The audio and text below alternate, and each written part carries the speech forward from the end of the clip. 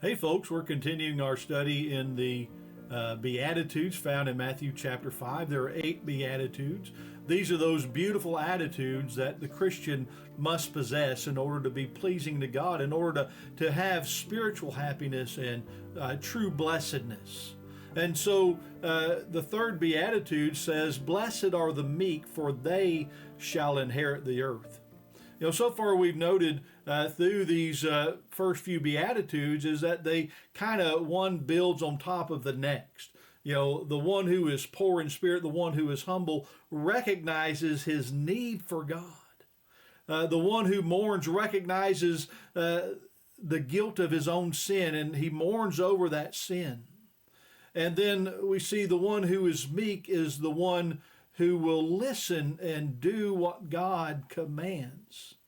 Blessed are the meek. Sometimes we have this idea that the word meek means or equates to weakness, that meekness is weakness. But meekness does not come from weakness. In fact, one who is weak cannot possibly even be meek. Meek, that word was often used, the Greek word, translated meek, was often used to refer to horses. And so that a horse had been trained, that a horse had been made meek. Now you think about a horse and how powerful a horse can be. 1,500-pound animal that has such great strength and such great power. Compare that to the size of a human rider. Yet that human rider who is so much smaller and weaker than that horse can train that horse to where that horse is meek. It doesn't take away the strength of the horse. It still has that horsepower. That's what we base, engine strength on is horsepower. It still has that horsepower. It still has that strength.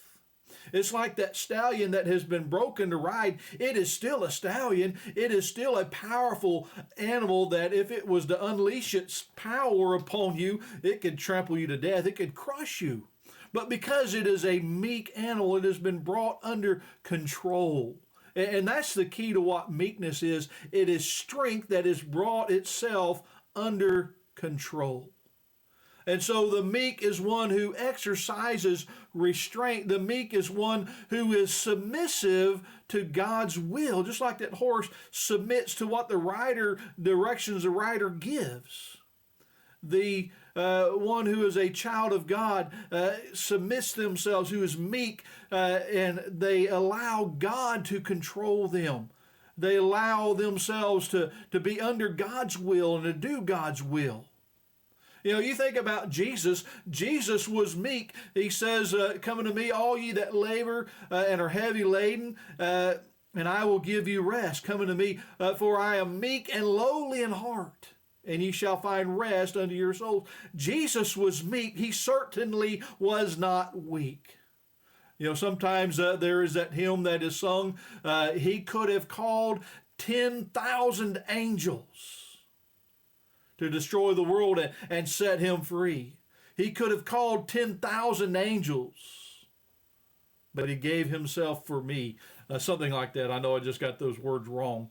But he had the power, the ability to call 10,000 angels. But he did not. He did not want to suffer the things that he suffered upon the cross. In Matthew chapter 26, there in verse 39, he says he went a little further and fell on his face, praying, saying, "O my Father, if it be possible, let this cup pass from me. Nevertheless, not as I will, but as thou wilt." You see, he submitted himself to the Father's will. His meekness certainly did not come from weakness. And so, blessed are the meek, for they shall inherit the earth. We need to submit ourselves to the control of God's word. The one who recognizes his need for God, who mourns over sin and the price that Christ paid for sin, he understands his need to submit to God's will to have himself to be cleansed from his sins. Blessed are the meek, for they shall inherit the earth. This is not talking about some restored earth or something of that nature. This is talking about that figure, inherit the earth, is a figure of speech that refers to the eternal blessings that come with obedience and submission to God's will. And so, are you meek? Do you want to inherit the earth? Do you want to inherit all the blessings that God has in store for the faithful child of God? Then you must submit to his will. That's what meekness is. It is never weakness. It comes from a place of strength. We have the strength, we have free will to reject God if we want to and suffer the consequences.